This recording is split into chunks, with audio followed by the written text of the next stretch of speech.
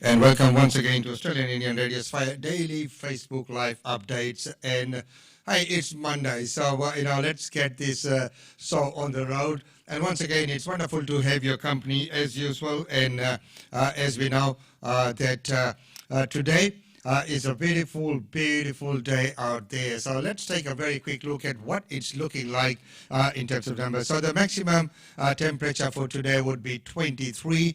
And the chance of rain is 0%. In the Brisbane area, there will be sunny. Winds will be westerly, 15 to 20 kilometers, trending west to southwesterly, 20 to 30 kilometers in the morning, then becoming light in the evening. Fire danger is high. Sun protection is recommended from now till about 2:30 p.m. And it is always advisable to have the sun protection ready. Even though it might be winter, you are still in Queensland, in beautiful Queensland. And the UV index is predicted to reach about 6 today. So there you are, up to date on the weather news for today. And just having a quick look at the numbers of people and the cases around Queensland. So in Queensland, the confirmed cases so far are 1,091. We will look at that update in a minute as well. And the recovery is 1,079 with the deaths recorded at 6. So in Australia, the confirmed numbers are 23,238 and the recovery 14,080 and the deaths about 396. Now worldwide, the confirmed numbers are 21.5 million. Well, it's reached quite a big number now, 21.5 million, and the recovery is 13.5. And the deaths recorded is 772K. So that's quite a lot and a big number. There's a lot of people who have been caught out on that. Well, before we go into the news in detail or news in brief, let's take a very quick look at what's been happening worldwide. Well, yesterday being India's Independence Day, of course, it's been a very, very big day for everyone here. And of course, in Queensland, we had quite a few celebrations, but our functions began in the morning at the consulate where we had the flag raising, and after the flag raising, we had the floral tribute at Gandhi statue. Then Gopia Queensland team got together for a small committee lunch, and of course there've been the full 3-hour live telecast right from here. So if you didn't join into that telecast, you should do so. You can go onto our Facebook, Australian Indian Radio's Facebook, or if you so like, you can also go on the YouTube if it is easier to find on YouTube, because when we stream simultaneously to both. And with that, I'd also like to thank Sweta for coming in and adding her charm to the show and talking to the kids yesterday. So that was a wonderful gesture. And once again, I'd like to place on record our appreciation for Brisbane City Council. As we know that, Brisbane City Council always supports us with the India Day Fair and Independence Day. And our Lord Mayor, Councillor Adrian Srina, specially prepared a message for that telecast for the show. Here's what he had to say. Hi, I'm Lord Mayor Adrian Srina. I want to wish members of Brisbane's Indian community a happy Independence Day. I know that normally we would have been celebrating together at the India Day Fair, and it would have been the 10th anniversary. So we'll just have to celebrate in spirit because of coronavirus, but I'm really looking forward to joining you again next year for the celebrations, and once again, happy Independence Day. And once again, it was wonderful to see that he was sending his message to be included in the show. And we had the Story Bridge, the Victoria Bridge, and Brisbane City Hall lit up in the tricolours of India. And what a proud moment for each and every Indian.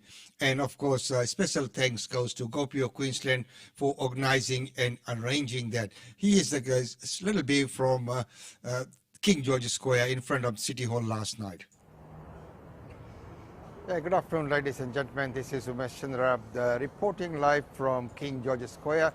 As you can see right there, that our City Hall has been lit up in the tricolours of India, and we'd like to place on record our appreciation for Brisbane City Council and Gopi of Queensland for arranging this. This is wonderful. It is a very, very proud moment for us.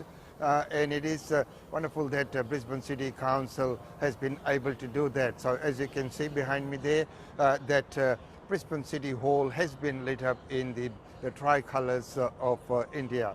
And of course, Lord Mayor's Multicultural Roundtable for your assistance and your support in there as well.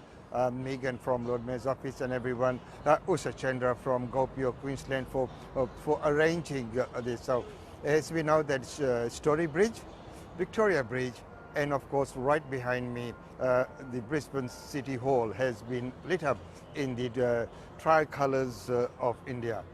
तो जी हाँ दोस्तों साथियों, आप देख रहे हैं कि हमारे पीछे जो ब्रिस्बेन सिटी हॉल है उसे हमारे तिरंगे के रंग में ढला गया है, और ऐसे अवसर पर हम गोपी ऑफ क्वींसलैंड के ओर से और यह कहना चाहते हैं कि ये ब्रिस्बेन सिटी काउंसिल को बहुत बहुत तहे दिल से धन्यवाद देना चाहते हैं कि हमेशा हर वर्ष हमारे वो अर्जी पर वे ये जो ब्रिस्बेन सिटी काउंसिल हॉल है उसे हमेशा ही तिरंगा के रंग में डालते हैं, और आज एक बार फिर आप देखिए कि पीछे तिरंगा का रंग पर उसे ढाला गया है। और इसी के साथ मैं हूँ Umesh Chandra reporting live from king George square in Brisbane.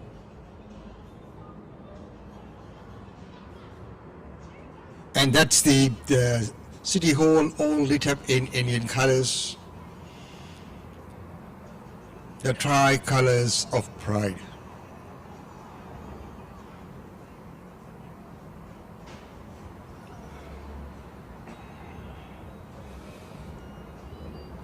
So once again, ladies and gentlemen, don't forget that tomorrow from 10 a.m.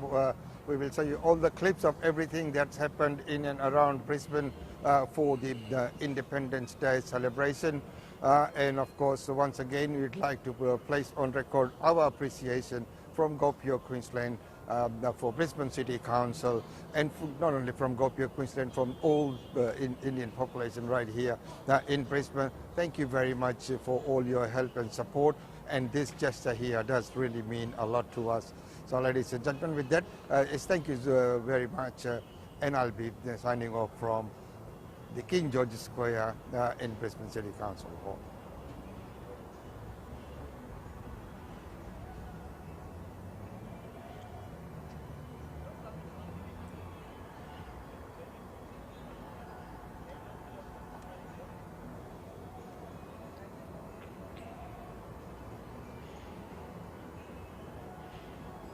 So there you are, ladies and gentlemen, the scenes coming there from King George Square last night.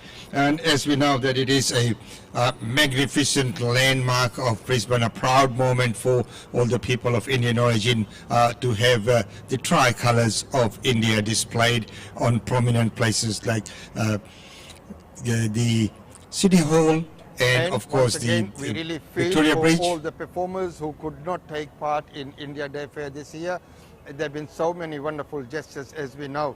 That is our big event, but this time we could not bring that in a public manner, and really appreciate it, especially Andrea, Drea Lamb from Dance Masala. They did and with such a moving performance at the empty amphitheatre. What a gesture, so nice. And Ethel and other groups who have also posted things on Facebook about how they've missed India Day Fair this year. It has been very heartfelt, and we would have liked to do much more, but again during the circumstances we couldn't. But we promise to bring you much bigger and better India Day Fair next year. So ladies and gentlemen, with that, thank you very much, and we'll see you tomorrow at 10 a.m. with all the daily life updates. Thank you. And as promised, here I am. I'll begin at 10 a.m. So, ladies and gentlemen, right now let's get into the news and other things for today because we have got a lot to go through. Well, first of all, the news that's come out of America is that Donald Trump has lost his brother. Our condolences, and here's the news of that. Meanwhile, in some reports that are coming in, U.S. President Donald Trump's younger brother has reportedly passed away after having been admitted at a hospital in New York for the last few days. Now, according to the U.S. media reports, Robert Trump was said to be seriously ill. It is not clear as to why he'd been admitted in a hospital to begin with. Now, the White House has also so far not released any statement about the condition of the president's younger brother. Now, the younger Trump was previously hospitalized in the month of June with an undisclosed serious condition. Robert Trump was born way back in the year 1948 and was one of the 4 siblings of President Trump. The 72-year-old used to look after the Trump property empire's real estate investments. Now, President Trump was even seen visiting him on Friday in an impromptu stop at New York. Now, the U.S. president was seen spending nearly about 45 minutes with his younger brother. In a statement, U.S. President Trump said, and I quote, "He was not just my brother, but also my best friend. He will be greatly missed, but we will meet again. His memory will..." And as Donald Trump mentioned that, we will meet again. So that's that is there. And right now, we'll go to... as we were talking about that, we will show you some scenes and some glimpses of what's been happening in and around Brisbane. As we know, the wonderful troupe that is being led by Drea, who is from Dance Masala. And because there was no India Day Fair, look at that beautiful stage and look at the amphitheatre, which would have been filled by thousands of people, and they did this symbolic dance on the day, and what a nice gesture. The Drea and the troupe, thank you so much for doing this. Really heartfelt and really touched by that gesture, that you would go out there and do this. Looking at the bare amphitheatre just brings tears to the eyes. अभी रंग तेरा जिस्मों से निकल के खून कहे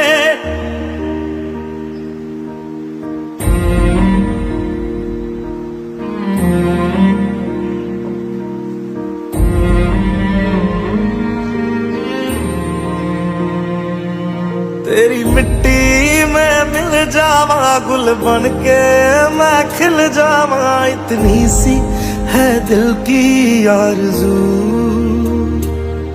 तेरी नदियों में बह जावा तेरे खेतों में लहरावा इतनी सी है दिल की आरज़ू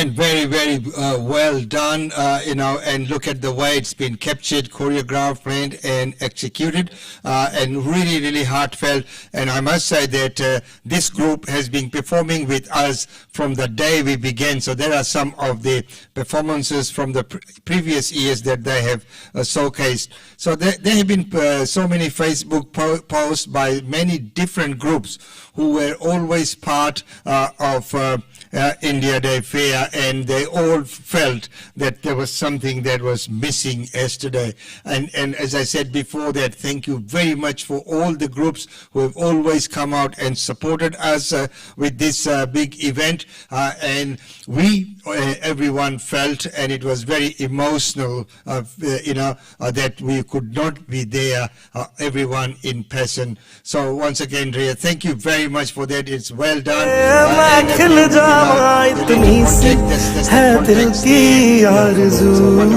And very well done, Drea. Thank you so much once again. And ladies and gentlemen, one of these days we'll bring Drea onto the show here and talk about many of the things that she's been doing. Well, talking about India's Independence Day, the celebration, you couldn't go past. You have to see what's happened in Delhi. So first of all, we'll look at the shots where the Prime Minister Modi inspects the guard, and then that famous speech that's always delivered from Red Fort. Delhi area के GOC lieutenant general Vijay Kumar Mishra से माननीय प्रधानमंत्री guard of honour का कुछ ही समय के उपरांत निरीक्षण करेंगे।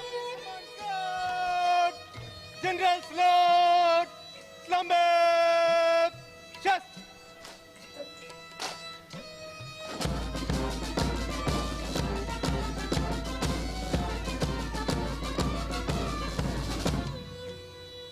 अंतर सेना पुलिस सम्मान गार्ड, बचाव, चेस्ट।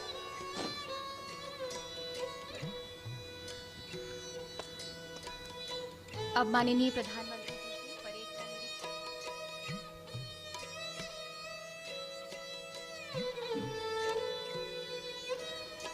श्रीमान, अंतर सेना पुलिस सम्मान गार्ड आपके निरीक्षण के लिए हाजिर। बड़ी ही The Guard Commander, Lieutenant Colonel Gaurav S. Yuvalkar, requesting the Prime Minister to inspect the ready Guard of Honor. And as the inspection starts, the band positioned there will strike up a slow march.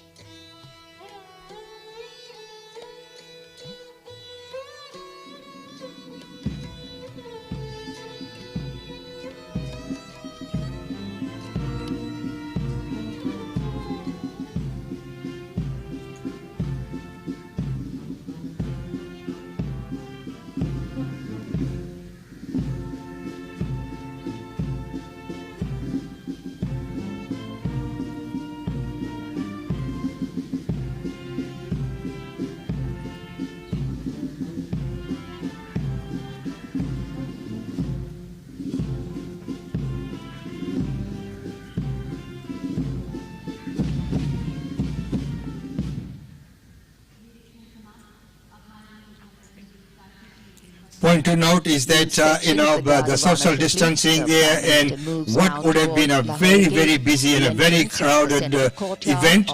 And we can see that, the human race has been adapting to the current conditions, and, functions and events are held taking that into account. But right now he is heading straight to where he's going to make that famous speech.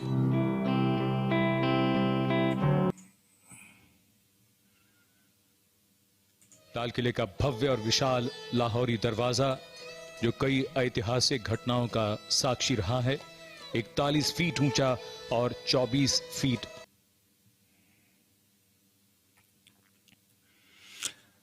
Yes, ladies and gentlemen, and with that we're going to go to a tribute which has been put forward by the Sweta Subramanian, and all the way from, and she always sends in these beautiful clips, and this is her rendition.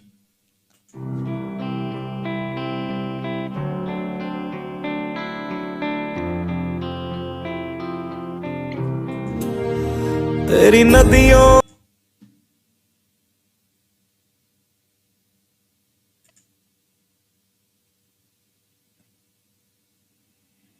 में बह जावा, तेरे खेतों में लहरावा, इतनी सी है दिल की आरज़ू।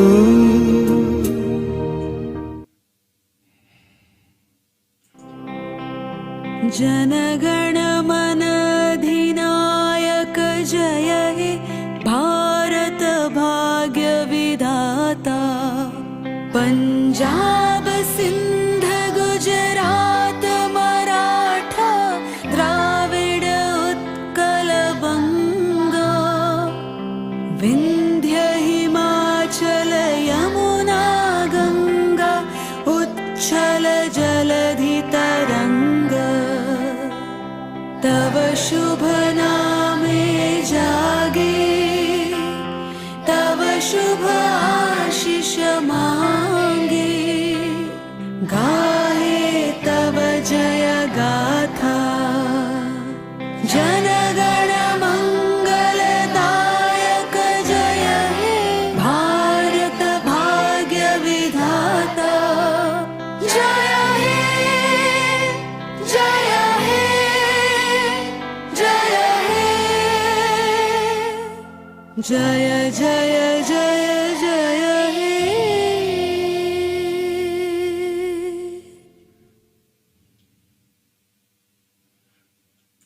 Thank you very much, Shweta, for sending that in. And of course, she always puts out new singles, and she always says that with Australian Indian Radio, and we play those tracks that she always puts out. Well, right now, let's go to New Zealand, where the announcement has been made that the elections may be put off for a few more weeks.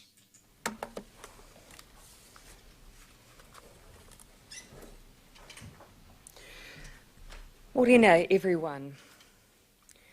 Today will be a busy day of announcements as we continue to roll out our COVID resurgence plan. This morning, I will be sharing with you details on any impact on election planning. At 1 p.m, there will be the usual update on COVID cases from the Director General of Health. At 3 p.m, the Minister of Finance will give details of the support packages for businesses impacted by the current restrictions as part of our COVID response. Clearly, as a government, our current priority is getting the COVID outbreak under control and removing restrictions on New Zealanders as soon as possible.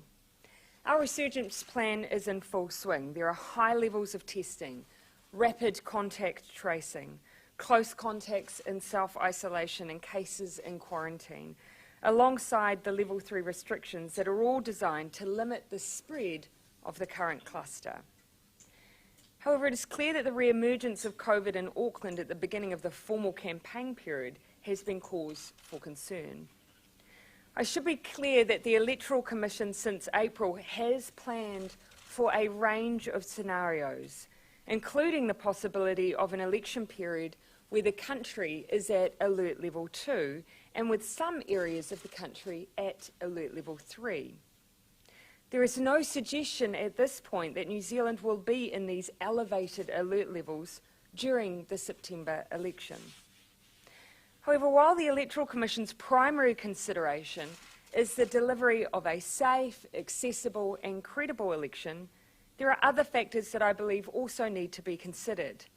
These include the participation of voters and the ability of the Electoral Commission to reassure them that measures are in place to allow them to participate safely in the election. This includes vulnerable communities who might be reluctant to vote in person, ensuring a fair election with the opportunity for all parties to campaign, and finally certainty, and ultimately the need for an election to be held in a timely way.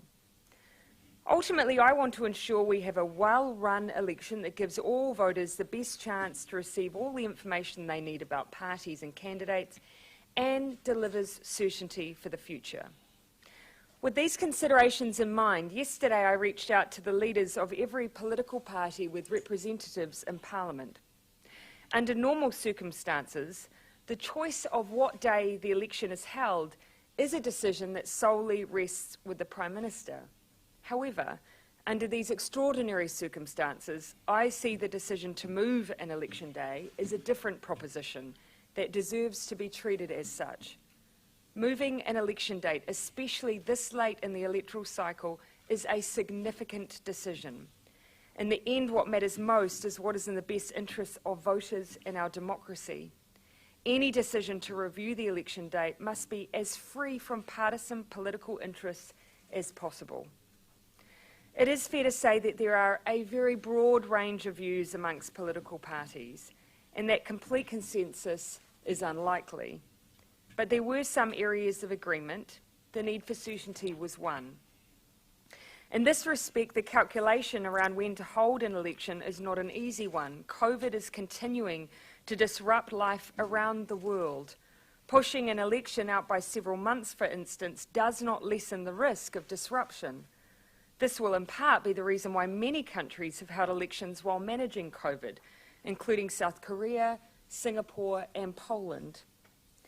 Weighing up each of these issues and the feedback of a broad range of interests, I have sought and received advice from the Electoral Commission on a range of options, including retaining the current date of the 19th of September, moving the election by 4 weeks to the 17th of October, and the final possible date the Electoral Commission considers the election could realistically be held, which is the 21st of November.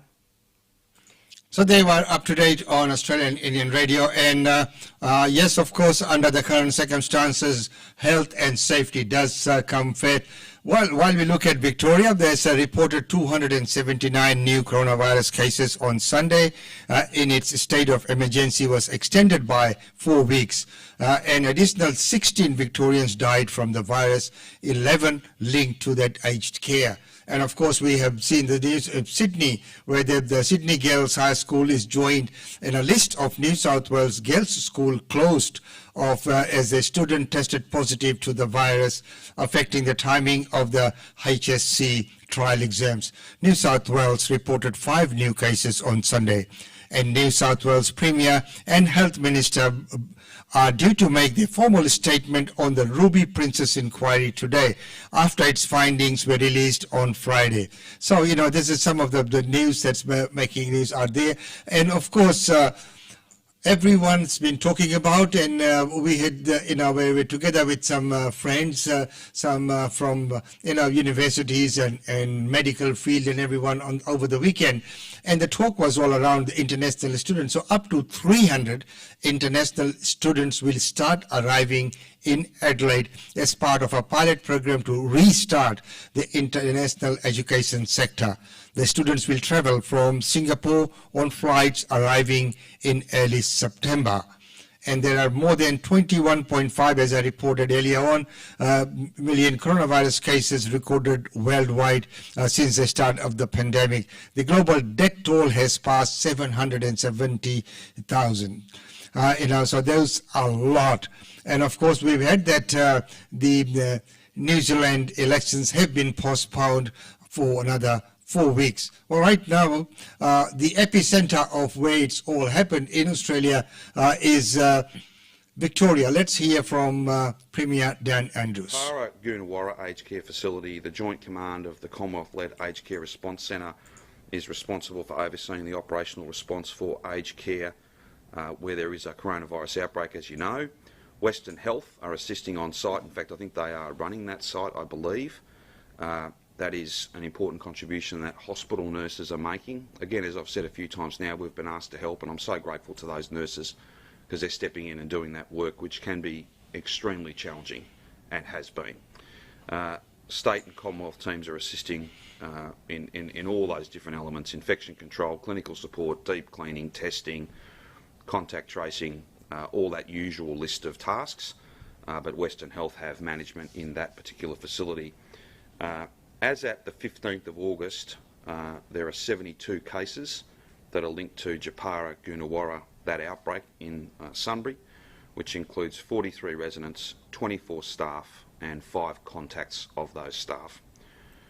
In terms of Dudagala Yarraville, again, the Joint Command is all about overseeing stepping in, if you like, to make sure that that facility is doing everything that it needs to do and providing the care that it needs to provide.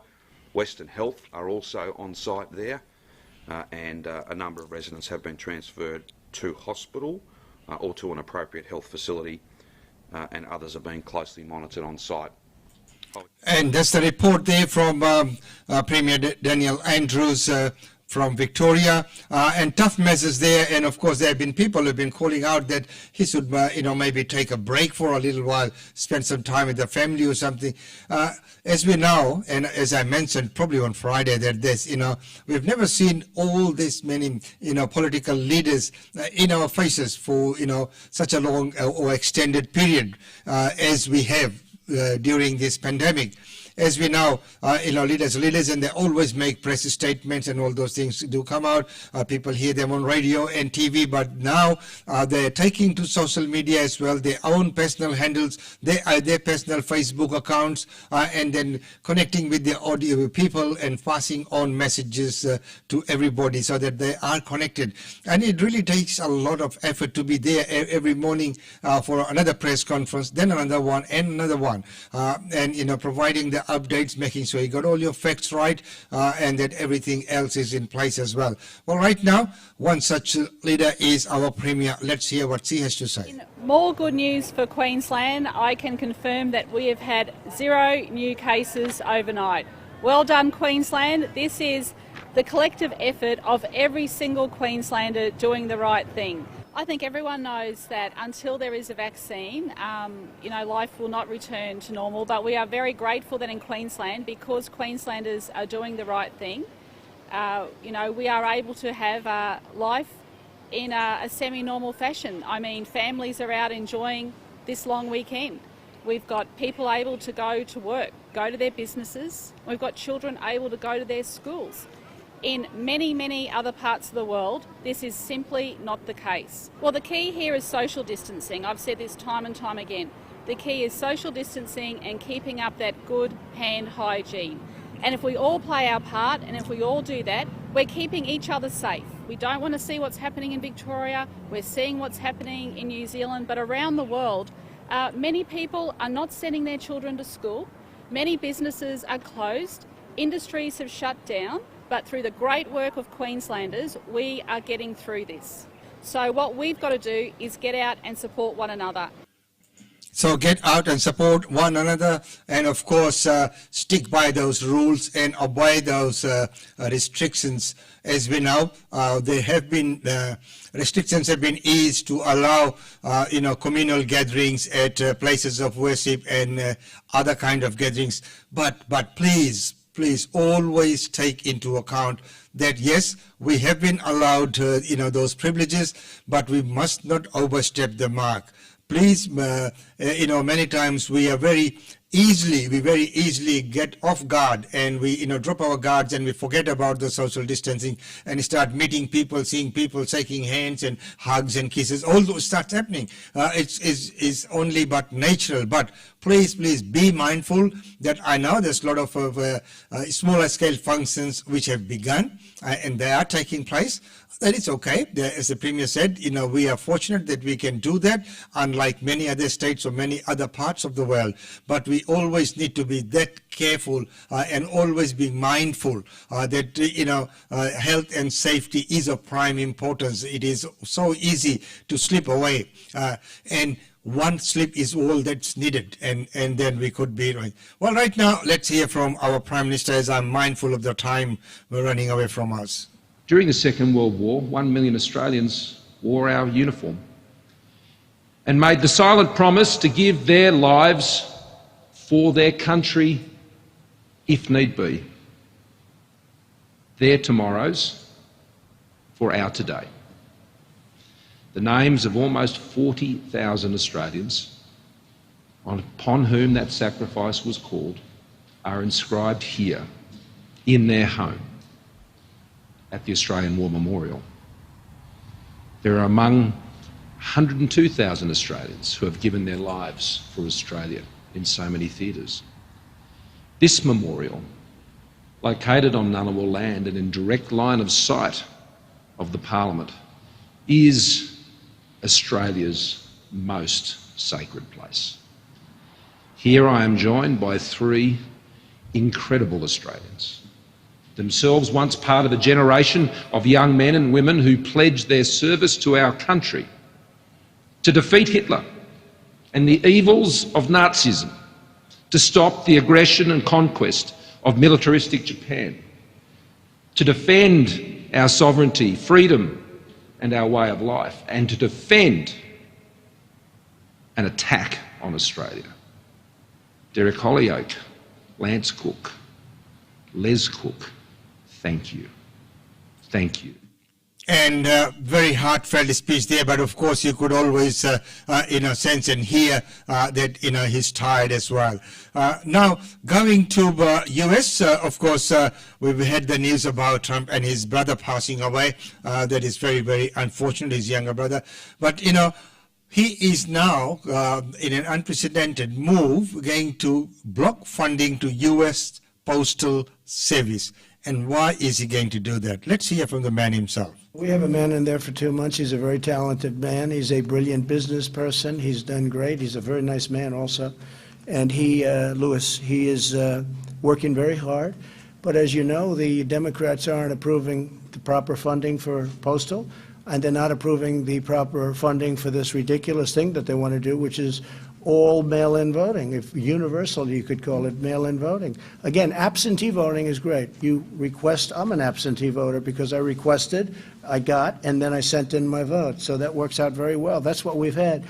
But now they want to send in millions and millions of ballots. And you see what's happening. They're being lost. They're being discarded. They're finding them in piles. It's going to be a catastrophe. Yeah, he's a fantastic man. He wants to make the post office great again. You ever hear the expression? He wants to make the post office great again. The post office is a catastrophe. Mail sorting machines nationwide, that's one of the things. I don't know what he's doing. I can only tell you he's a very smart man. He'll be a great postmaster general. And he needs, obviously, if you're going to do these millions of ballots out of nowhere, he's going to obviously need funding.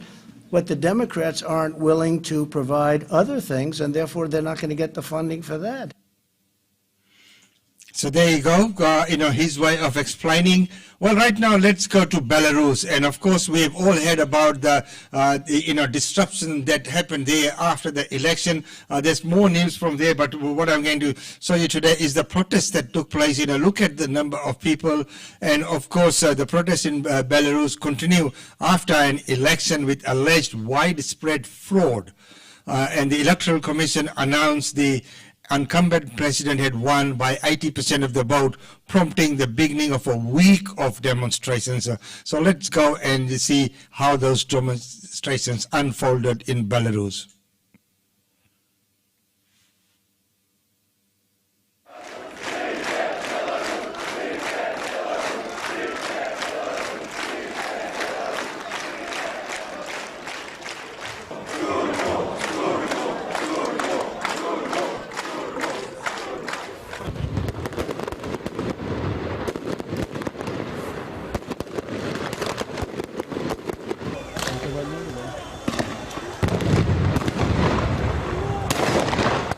Хочет новых выборов. За окно посмотрите.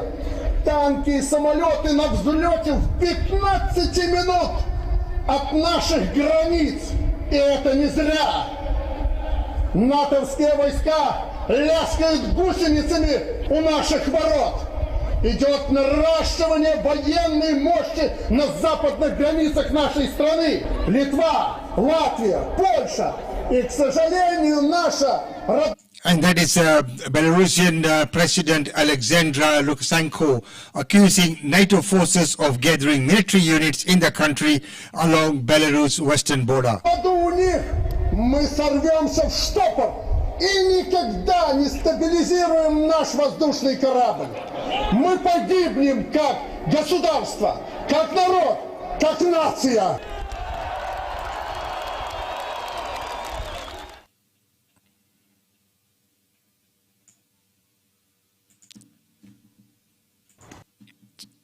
So, ladies and gentlemen, as you can see that that protest is in the massive scale of the protest as well, and the president, of course, accusing NATO forces of gathering the military there.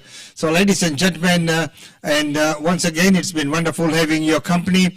And as we know that we try and bring to you as much as we can in this half an hour to 45 minutes. And today we will finish off with that speech by Mr. Modi at Red Fort, which is that very, very historic place. I had some stats on the number of times each and every PM has been up there. But again, in view of time, we will go straight to his speech.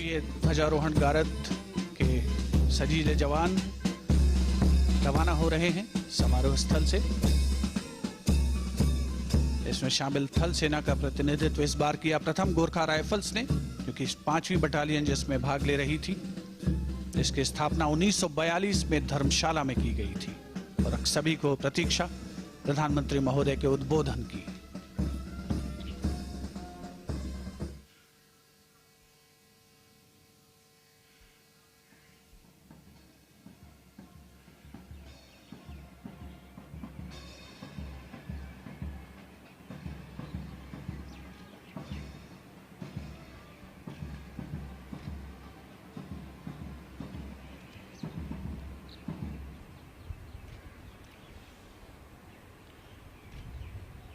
मेरे प्यारे देशवासियों,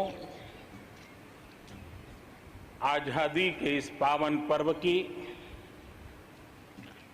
सभी देशवासियों को बधाई और बहुत बहुत शुभकामनाएं।